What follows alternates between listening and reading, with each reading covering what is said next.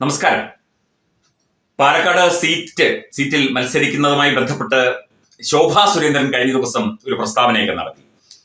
അവരെ റൂമിൽ വിളിച്ചു വരുത്തി പാലക്കാട്ടേക്ക് പോകാനായിട്ട് അമിത്ഷാജി ആവശ്യപ്പെട്ടതും ദേശീയ നേതൃത്വത്തിന്റെ BJP ദേശീയ നേതൃത്വത്തിന്റെ കൃത്യമായ നിരീക്ഷണത്തെ കുറിച്ചൊക്കെയാണ് ശോഭ പറഞ്ഞത്.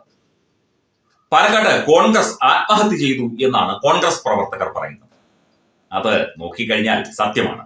രമേശ് പിഷാരടിയെ പോലെ ഒരു വ്യക്തിയെ, ശോഭാ സുരേന്ദ്രനെ പോലെ ഒരു വ്യക്തിക്കെതിരെ മത്സരിപ്പിക്കുക എന്ന് പറഞ്ഞാൽ ആത്മഹത്യാപരം തന്നെയല്ലേ എന്ന് ആരായാലും ചിന്തിച്ചു പോകും. പാലക്കാട്ട് കോൺഗ്രസിന് നേതാക്കന്മാർ ഇല്ലാഞ്ഞിട്ടല്ല, പ്രമുഖരായ ആളുകളുണ്ട്. എന്തിന്, രാഷ്ട്രീയത്തിൽ തന്നെയുള്ള സാധാരണക്കാരായ ആളുകളെ നിർത്തിയാൽ കൂടെ രമേശ് പിഷാരടി വാങ്ങുന്ന വോട്ടിനേക്കാൾ വോട്ട് കിട്ടും എന്നും ചില കോൺഗ്രസ് പ്രവർത്തകർ പറയാതെ പറയുന്നുണ്ട്. രമേശ് പിഷാരടിക്ക് എന്ത് രാഷ്ട്രീയ പാരമ്പര്യമാണ് ഉള്ളത്? എന്ത് ജനസേവന പാരമ്പര്യമാണ് ഉള്ളത്? അയാൾ ഒരു കലാകാരനാണ്, അഭിനേതാവാണ്, മിമിക്രി ആർട്ടിസ്റ്റാണ്.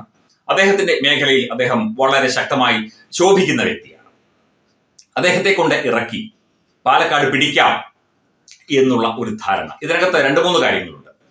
പാലക്കാട് ഈ പിഷാരടി വിഭാഗത്തിൽപ്പെട്ട, അതായത് അമ്പലവാസി വിഭാഗത്തിൽപ്പെട്ട ആളുകൾക്ക് കൂടുതൽ പ്രാമുഖ്യമുണ്ട്. അമ്പലവാസി വിഭാഗത്തിൽപ്പെട്ട മറ്റ് പൊതുവാൾ അങ്ങനെയുള്ള ഹൈന്ദവ ജാതി വിഭാഗങ്ങൾക്ക് ഒരു പ്രാധാന്യമുണ്ട്. അപ്പം അവരുടെയൊക്കെ വോട്ട് ഈ പിഷാരടിക്ക് കിട്ടും എന്നുള്ള ഒരു തോന്നലായിരിക്കാം കോൺഗ്രസിനെ കൊണ്ട് ഇത് ചിന്തിപ്പിച്ചത് എന്ന് പറയുന്നവരുണ്ട്. അതുപോലെ മറ്റ് രാഷ്ട്രീയ സമവാക്യങ്ങൾ, കോൺഗ്രസിനെല്ലാം ബാലികേറാമലകളാണ്. രാഷ്ട്രീയ സമവാക്യങ്ങൾ, ഇപ്പം രാഹുൽ മാങ്കൂട്ടത്തിലിനെ സ്വതന്ത്രനായി മത്സരിപ്പിച്ച് UDF പിന്തുണ കൊടുത്താൽ പോലും ഒരു വേള അയാൾ ജയിച്ചേ എന്ന് പറയുന്നവരുണ്ട്. രാഹുൽ മാങ്കൂട്ടത്തിനെതിരെയുള്ള ആരോപണങ്ങളും കാര്യങ്ങളും കേസും മറ്റു കാര്യങ്ങളും ഒക്കെ ഉണ്ടെങ്കിൽ പോലും രാഹുൽ മാങ്കൂട്ടത്തിൽ സ്വതന്ത്രമായി മത്സരിച്ച് UDF പിന്തുണയ്ക്കുകയാണെങ്കിൽ പോലും, കോൺഗ്രസ് പിന്തുണയ്ക്കുകയാണെങ്കിൽ പോലും ജയിക്കും എന്ന് പറയുന്നവരുണ്ട്. അപ്പം തികഞ്ഞ ആത്മഹത്യാപരമായ സമീപനമാണ് പാലക്കാട്ട് കോൺഗ്രസ് കാണിച്ചിരിക്കുന്നത്, അല്ലെങ്കിൽ UDF കാണിച്ചിരിക്കുന്നത് എന്ന് പറയാതെ വയ്യ. മൊത്തം പൊട്ടിത്തെറികളാണ്. അബ്ദുറഹ്മാൻ രണ്ടത്താണി CPM-ന്റെ പുറകെ പോകാൻ ഒരുങ്ങുകയാണ്.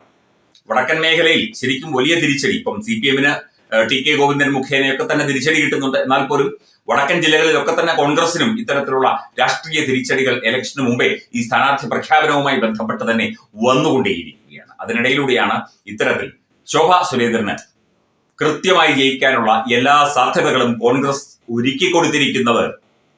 അപ്പൊ പാലക്കാട്ട് ശോഭ ജയിക്കും എന്ന കാര്യത്തിൽ ഒരു തർക്കവും കോൺഗ്രസിനുമില്ല, BJP-ക്കുമില്ല, CPM-നുമില്ല എന്നുള്ള അവസ്ഥയിലേക്ക് എത്തി. അതായത് ഒരു ക്ലീൻ സ്വീപ്പ് പാലക്കാട്ട് നടത്താൻ ഒരുങ്ങുകയാണ് ശോഭാ സുരേന്ദ്രൻ.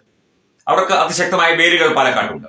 പാർട്ടി രാഷ്ട്രീയ വേരുകളാണെങ്കിലും അവരുടെ ജന്മദേശവും മറ്റു കാര്യങ്ങളും കണക്കാക്കുകയാണെങ്കിലും ഒക്കെ തന്നെ അവർക്ക് അവരുടേതായ ഒരു കേന്ദ്രമുണ്ട്. അവിടെ വോട്ട് കേന്ദ്രമുണ്ട്. അതനുസരിച്ച് കൃത്യമായി ഒരു 30,000 വോട്ടിനെങ്കിലും അവർ ജയിക്കാനുള്ള എല്ലാ സാധ്യതയും കോൺഗ്രസും ചേർന്ന് ഒരുക്കി കൊടുത്തിരിക്കുകയാണ് എന്നാണ് പാലക്കാട് ജില്ലയിലെ ചില കോൺഗ്രസ് നേതാക്കൾ പറയുന്നത്.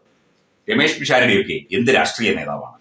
ഇപ്പം സെലിബ്രിറ്റികളെ ഇറക്കും, നമ്മളത് പറഞ്ഞിട്ടുണ്ട് കേട്ടോ. അത് ഏത് പാർട്ടിയായാലും സെലിബ്രിറ്റികളെ ഇറക്കി, ഈ ഓട് പൊളിച്ചിറങ്ങുന്ന സെലിബ്രിറ്റികളെ നിർത്തി ജയിപ്പിക്കുന്ന ഈ ഒരു പരിപാടി ഒരിക്കലും ഒരു രാഷ്ട്രീയ മര്യാദയല്ല എന്നുള്ള കാര്യത്തിൽ നമ്മളൊക്കെ തന്നെ ഉറച്ചു നിൽക്കുകയാണ്. അതാര് കാണിച്ചാലും, കോൺഗ്രസ് കാണിച്ചാലും, BJP കാണിച്ചാലും, CPM കാണിച്ചാലും, ലീഗ് കാണിച്ചാലും. കാരണം ജനസേവനമാണ്, രാഷ്ട്രീയം, പൊതുപ്രവർത്തനം, ഇതൊക്കെ ജനങ്ങൾക്ക് വേണ്ടിയാണ്. സിനിമാ നടന്മാരെയും നടിമാരെയും കൊണ്ടുവന്നിട്ട് മുകേഷ് MLA കൊല്ലത്ത് എന്ത് ചെയ്തു, ദലീമ ജോജോ എന്ത് ചെയ്തു, ഇതൊക്കെ തന്നെ ചോദ്യങ്ങൾ വരില്ലേ?